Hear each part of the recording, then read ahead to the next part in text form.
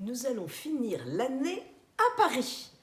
Et nous allons avoir un itinéraire à travers les siècles en quelques heures. Nous commencerons par voir la Sainte-Chapelle, qui est un des joyaux de l'art français. C'était une chasse pour accueillir la couronne d'épines et les morceaux de la vraie croix. Et nous nous transporterons tout à côté à la Conciergerie qui fait partie de l'ancien palais des rois de France avant qu'il ne s'installe au Louvre. Bien sûr, la Conciergerie est célèbre parce que ça a été le lieu du tribunal révolutionnaire pendant la Révolution. Et bien sûr, on pense évidemment à Marie-Antoinette, à sa captivité, et c'est de là qu'elle est partie pour son exécution, place de la Révolution, qui est aujourd'hui la place de la Concorde. Nous nous remettrons de nos émotions en déjeunant à la Tour d'Argent et en pouvant admirer de là la façade de Notre-Dame.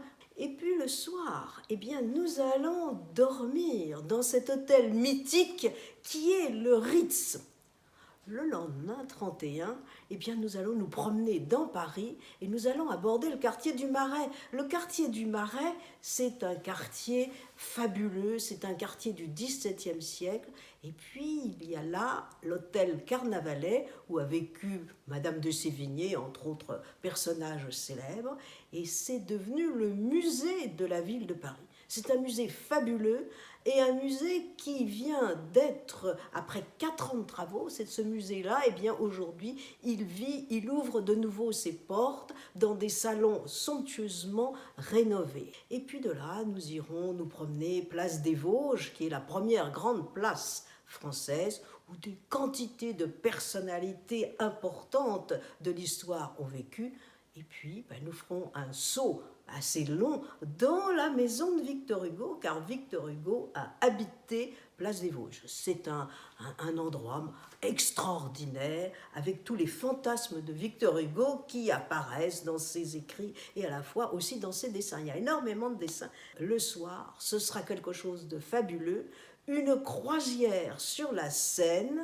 Nous changerons d'année entre la Tour Eiffel et l'est de Paris. Puis le lendemain, nous aurons encore une visite extraordinaire, la Bourse du Commerce. La Bourse du Commerce qui a été, on le sait, on en a beaucoup parlé, rénovée grâce à François Pinault, un chef-d'œuvre de l'architecture du XIXe siècle, et à l'intérieur, eh bien, les fameuses collections Pinault. Et on vous réserve une surprise pour la fin de ces 3 jours extraordinaires.